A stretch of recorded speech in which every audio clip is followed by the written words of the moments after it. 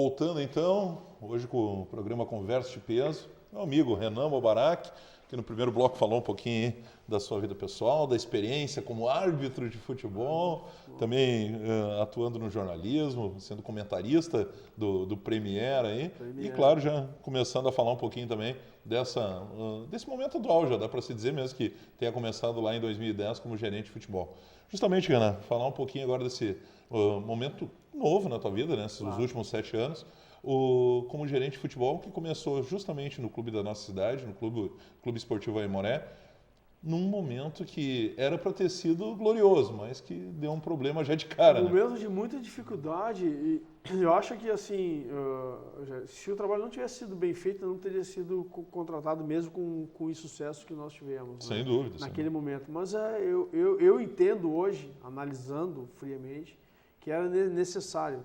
Estava muito desorganizado, era um momento muito tumultuado, o clube estava isolado, pouco apoio, né? A comunidade mesmo não apoiou muito. Eu lembro em 2011, Renan, logo que eu entrei no clube, foi logo após, infelizmente, o descenso, que tinha amigos, enfim, o pessoal dizia, mas o Aimoré está jogando, fazia uns 5 anos já que o Aimoré tinha voltado ao profissional, e tanto que a comunidade não lembrava mais do Aimoré, e realmente faltava esse apoio. Né? E aí eu sempre digo o seguinte, não eximindo de responsabilidade, porque eu cheguei para tentar ajudar, não conseguimos naquele primeiro momento.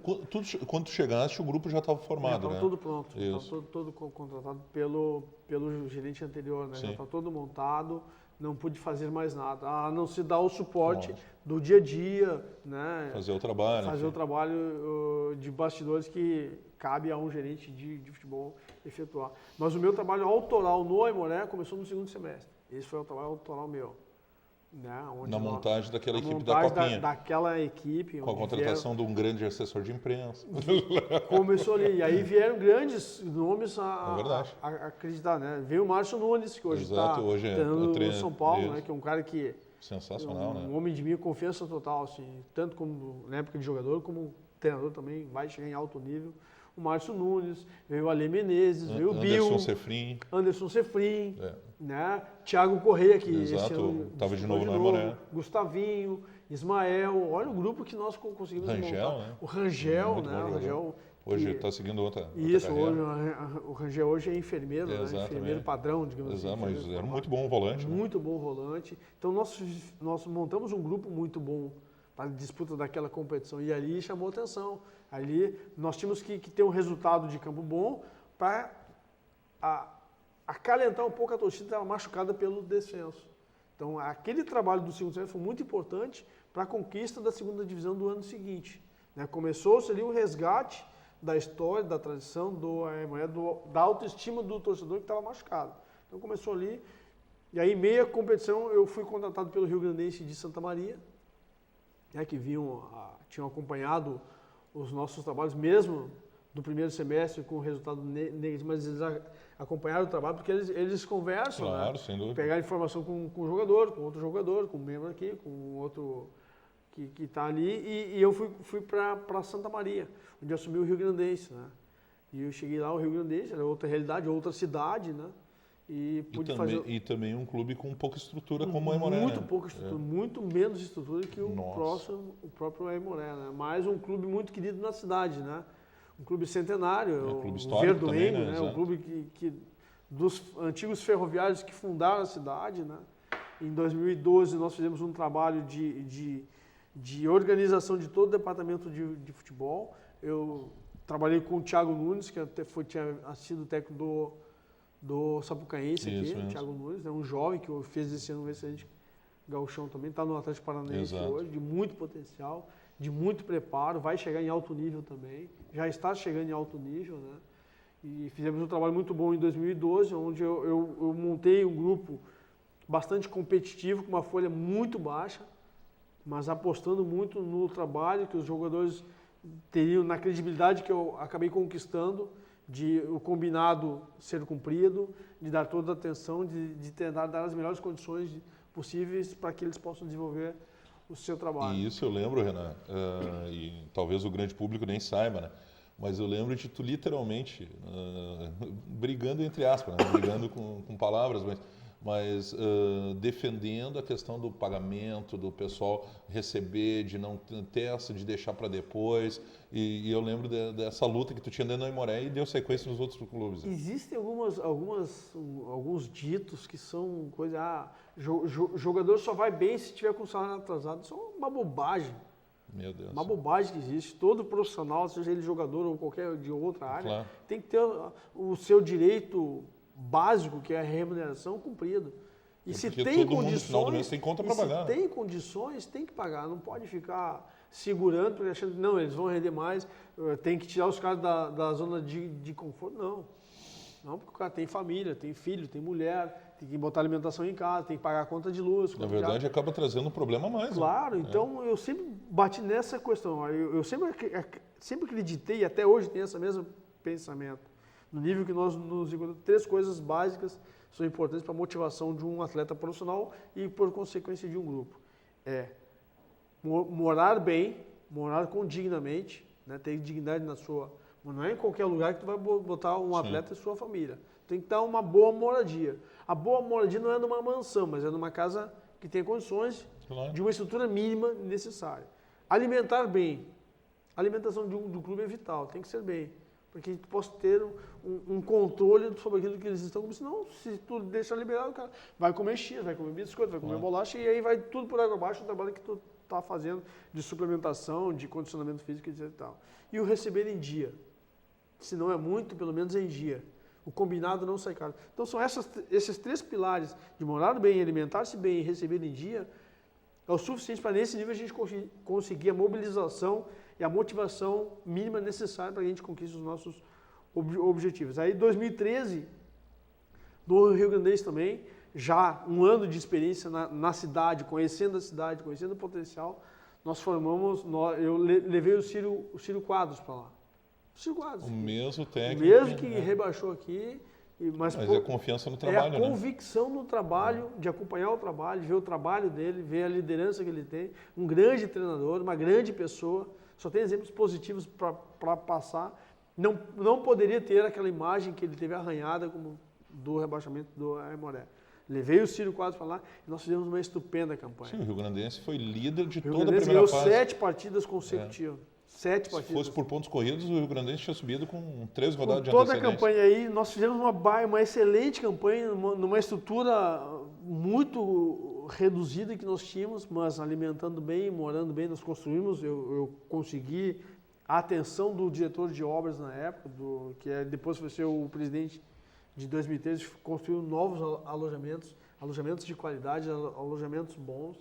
Nós alimentávamos muito bem e nós recebíamos em dia. Pouco, mas era em dia. Eu me lembro direitinho, a nossa folha era 56 mil reais. Nossa! A folha do Rio Grandense de 2013 era 56 mil reais e nós fomos até as fases finais. Nós fomos enfrentar o Brasil de Pelotas no Bento Freitas, nós perdemos de 3-2. Saímos ganhando de 1-0, 2-1. Depois, no finalzinho, nós tomamos o Éder Machado, aquele que faleceu depois, fez os 3 gols. Mas 3-2 fora, nos dava o direito de 1-0 em casa, nós teríamos né, a vaga. E fomos para esse jogo de volta, para essa semifinal de volta, o estádio dos Eucaliptos lotado. 1-0 era nosso, nós tivemos um pênalti ao nosso favor. Aí o nosso atleta bate, perde o pênalti. O Brasil passa para a final contra o São Paulo de Rio Grande. Isso, do primeiro turno, isso, né? Do primeiro turno. Porque o campeão do primeiro turno já subiria direto. E o nosso planejamento, nós sabemos as nossas condições, era para subir no primeiro turno. Para dar o gás. Nós tivemos uma pré-temporada de quase 60 dias para justamente largar na frente. Porque nós sabíamos que era muito difícil financeiramente manter o mesmo padrão. Aí caímos para o Brasil na semifinal, mas com uma campanha absurda. Uma campanha absurda. Aí, no primeiro turno sobe o São Paulo. São Paulo ganhou do Brasil na final, né? Empatou, perdeu no Bento Freitas de 1-0, ganhou em casa de 1-0, mas nos pênaltis passou. E no segundo turno, a final de turno foi entre Brasil e Aimoré. Isso. Lembra? Isso mesmo. Nós caímos para o Ipiranga caiu para o Aimoré. O Aimoré. Eu fui até assistir o jogo. Isso mesmo. E eu sempre falando para o presidente à época lá, presidente, nós vamos disputar a terceira vaga. Ele liberou o grupo 12 dias por falta de alimentação. Exatamente. O Rio Grandense, mesmo que tenha caído lá na primeira fase, quase na semifinal, Ele manteve, mesmo que o objetivo de vocês era ter subido na primeira parte, ele conseguiu manter uma boa campanha Nós no fomos segundo à turno. semifinal. Porque eu lembro que na campanha geral o Rio Grandense era a melhor campanha. Isso aí. Campanha E aí depois, foi afinal, o disparado. Brasil e a Morena no segundo E turno, aí o Brasil é campeão. O Brasil é campeão aqui dentro. Isso. Aí E sobe aí- o Brasil e eu estava na arquibancada. Teve uma polêmica, eu lembro naquele momento do regulamento, né? No regulamento, Que, porque eu tive que bater pé ali. se Jair. contestava que o Aimoré já teria subido, A federação- o Rio Grandense reclamava que tinha melhor campanha. Havia um entendimento por parte da diretoria do Aimoré que o Aimoré era o... Já tinha vaga. Já teria vaga garantida por ser o vice-campeão do turno. Mas o regulamento dizia que não era assim. E eu comprei a briga com o presidente da Federação Gaúcha. Porque como o Brasil tinha sido vice do primeiro turno e subiu no segundo, o Aimoré chegou a essa conclusão que O teria regulamento, direito. o regulamento falava o quê? Que os dois vices fariam a disputa. Isso Ora, mesmo. se o Brasil foi vice do primeiro turno e campeão do segundo, não tem como o Aimoré jogar contra o outro vice que não tem vice. Então tem que ser a melhor campanha. E isso estava no regulamento. O clube de melhor... E eu sempre avisando, então eu comprei a briga, botei o nosso jurídico lá, e no domingo aqui o presidente novo eleito disse, não, você tem razão. Só que nós estávamos 12 dias sem treinar. Os jogadores todos liberados, porque o presidente não acreditou na informação que Inclusive a eu passei comissão para ele. técnica. Todo né? mundo. Veio o Leocir da Lastra Todo mundo. para disputa Aí, da repescagem. Eu me lembro que foi um jogo à noite, começou às 18, chovia muito. Sim. Acabou o jogo, Brasil campeão, eu ligando para todos os atletas, mandando se apresentar na segunda-feira, às 14 horas. Tinha atletas que estavam no Uruguai, outro estava no Santa Catarina já fora. O Círio não voltou, né? Eu tive que contratar o Leocir, porque era o cara que tinha nos ganho na semifinal Contra e perdido Ipiranga, para né? o Aimoré. Então ele conhecia o Aimoré como ninguém. E também conhecia o nosso grupo. Então foi o Leocir. O primeiro jogo seria na quarta-feira, às 15 horas nos Eucaliptos. Como o estádio não tem iluminação, eu entrei em contato com a diretoria do Inter de Santa Maria. Foram muito bacanas e nos emprestaram o estádio deles. Nós conseguimos botar o jogo para quarta, 20 horas, para ganhar um turno a mais de treino. Porque aí treinamos, aí perdemos o jogo para o Aimoré lá de 3-2. Isso aí. Mesma coisa, saímos ganhando de 1-0, 2-1, empatou o Aimoré. No último lance, um zagueiro Rogério cruzou, deu na canela do nosso zagueiro, gol contra, 3-2. Aí tivemos que vir para São Leopoldo, jogo domingo, tivemos que fazer 2 gols para ganharmos a vaga. 5 minutos, estava 1-0 Rio Grandense. Fizemos um gol antes, o Márcio Chagas anulou. Fizemos o segundo gol, legal, o Rangel de escanteio fez o gol. Fizemos um terceiro gol, o Márcio Chagas no primeiro tempo anulou. Fizemos o quarto gol, o Márcio Chagas anulou de novo. No segundo tempo tivemos um pênalti, o Márcio Chagas não deu. Aí eu desci e falei, Márcio, incrível. Brincadeira, né, cara? Incrível. Aí ele, tá exposto, não, tranquilo, não sei o quê.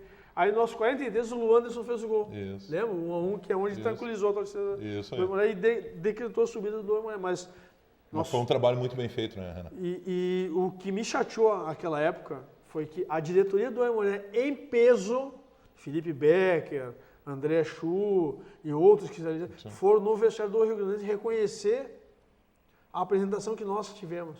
O trabalho que nós demos para o Aimoré para naquele dia conquistar a vaga. E não foi nenhum diretor do Rio Grandense no vestiário.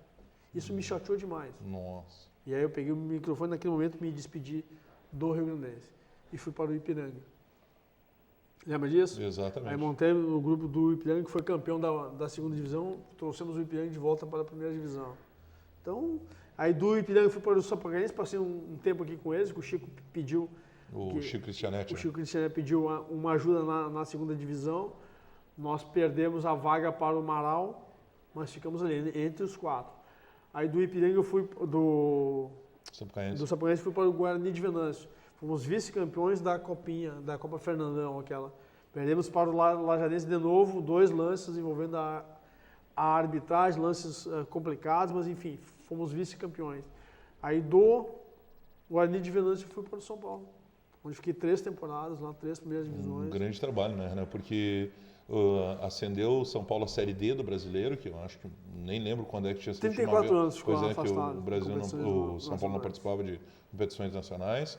O São Paulo se mantendo na primeira divisão nesse período. 3 competições complicadas. Inclusive nesse último agora, foi no último jogo, mas vencendo o Grêmio, né?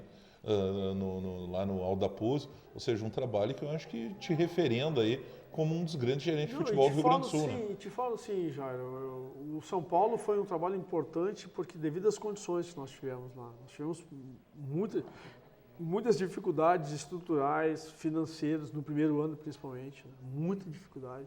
Aí conseguimos ainda manter o clube na primeira divisão. Veio 2016, nós fizemos um trabalho onde eu voltei com aquela mesmo pensamento, que é meu, de uma pré-temporada boa, com 58 dias de pré-temporada, 56 dias. Deu para o Hélio Vieira fazer um trabalho muito bom, né, de preparação. Então, quando começou a primeira divisão, nós já estávamos à frente, tanto fisicamente... Sim, a arrancada do São Paulo foi impressionante, né? Nós fomos muito bem. Acho que 5 jogos seguidos, isso. Assim.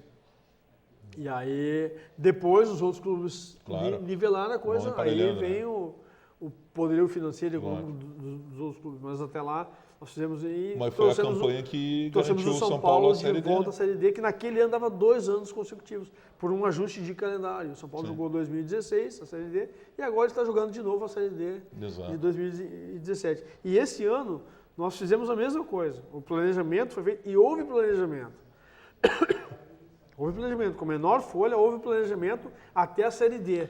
Muito se falou, e era verdade isso, Renan, que o São Paulo era a menor folha da primeira divisão? A menor e a verdadeira. Quando eu digo que a menor é verdadeira, é porque era 126 mil. Algumas coisas saem que a gente sabe que não é verdade. Folhas, não, a minha folha é de X mil reais e é X mais alguma coisa, não. Era 126 mil reais, uma folha que nós fizemos, um grupo que nós montamos com o planejamento de disputar a primeira divisão e disputar a Série D. Tanto que a base que está lá é todo do time que jogou o Campeonato Gaúcho, né? Com planejamento de disputar até a Série D. Então, tudo feito, não houve desmanche, não houve nada. Houve sim a troca de quem quis sair ou quem o clube não quis ficar. Houve uma troca, mas o planejamento foi feito para essas duas competições.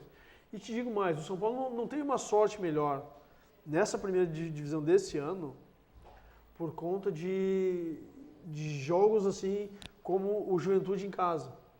Nós dominamos amplamente o jogo, seria a nossa segunda vitória consecutiva. Nós estreamos fora quando passou o game 3-0, fomos para cá, pegamos o Juventude, bola na trave, milagre do goleiro, gol perdido embaixo, se faz ali, era outro cenário. Sim. Aí empatamos com o Juventude, empatamos com o Cruzeiro, depois tivemos 3 derrotas consecutivas, que numa competição como essa é normal tu ter, né, resultados assim.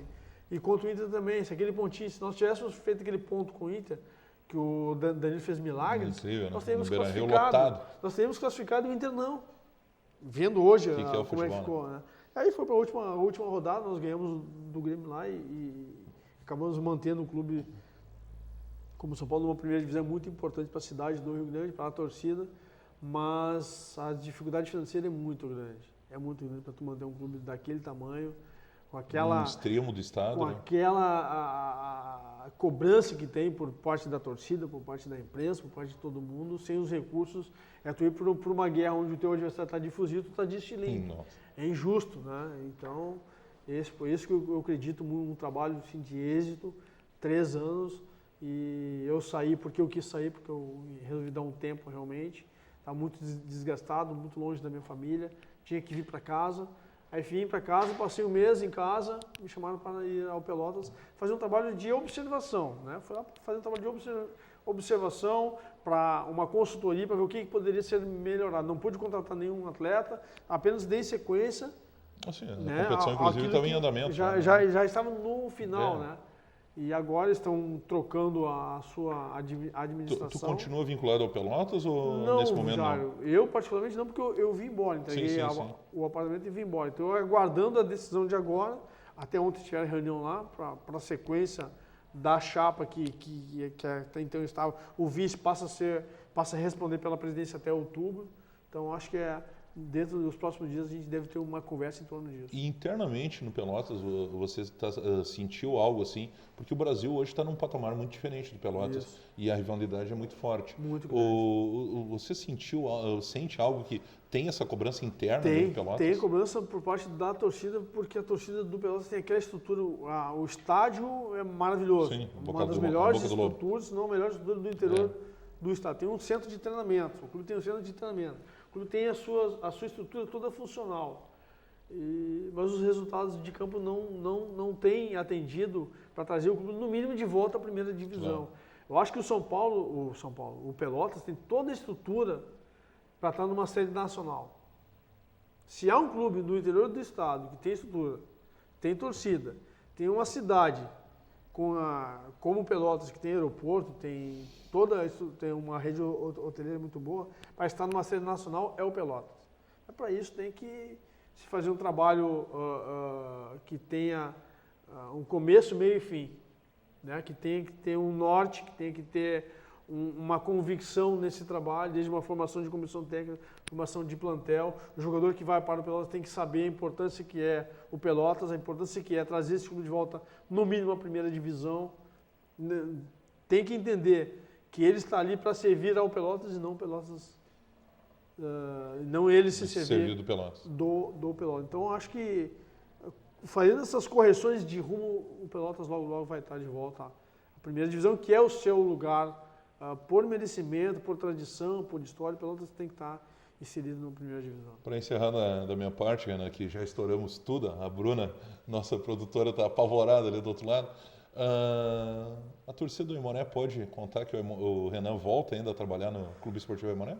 Olha, Jairo, que nem eu digo assim, eu sou um cara que sou profissional, eu estou aberto a conversar, a ajudar naquilo que for possível. É claro que nesse momento agora, que o clube tem profissional contratado, eu acho que é o Lucas que está lá, né? É uma questão de âmbito interno deles. Mas estou aberto a qualquer clube, porque eu fiz disso o meu sacerdócio, a minha carreira, né? Me dedico a isso integralmente e tenho algumas propostas, algumas a gente deixa em stand-by, outras a gente espera um pouquinho mais avançando, mas eu estou muito satisfeito com tudo aquilo que eu construí nesses 7 anos já de gerência executiva. Eu me sinto preparado para qualquer desafio que venha à frente. É claro que eu preciso, quando eu sento para conversar com algum dirigente, a primeira coisa que eu pergunto para ele, qual a proposta de trabalho? Eu não falo em questão salarial primeiro. Qual a proposta de trabalho? Em cima da proposta de trabalho, que eu vejo se eu vou ter espaço para desenvolver aquilo que eu penso sobre futebol, sobre um clube, sobre um time mesmo, e aí a gente dá sequência depois em outras áreas financeiras e tal. Então, eu acho que todos os caminhos estão abertos. Eu te agradeço a oportunidade de a gente conversar um pouquinho mais aqui.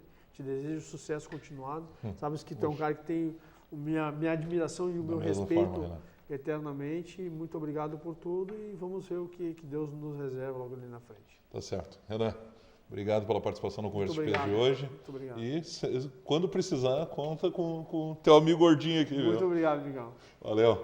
Esse foi o Conversa de Peso de hoje, com meu amigo Renan Mobarak, gerente de futebol. Faz um grande trabalho aí. Já fez no Aimoré, Rio Grandense, Ipiranga, São Paulo e Rio Grande, agora passou pelo Pelotas. Quem sabe daqui uns dias não está aí num grande clube, até mesmo da Série A do Brasileirão. O Conversa de Peso volta no próximo programa.